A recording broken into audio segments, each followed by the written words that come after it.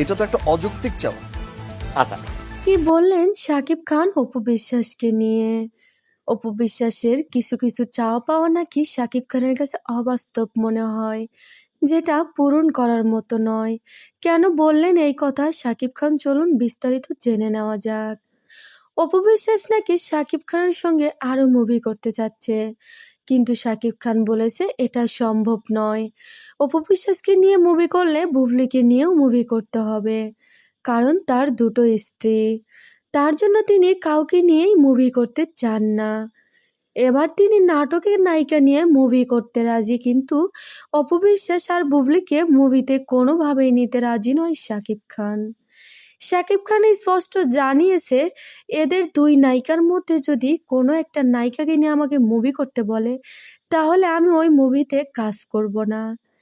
কি ভয়ঙ্কর তথ্য দিলেন শাকিব খান! বললেন এদের আর ভালো লাগে না। বন্ধুরা, সত্যি কি এদের ভালো লাগে না, নাকি এটা শুধু তার উপরের কথা?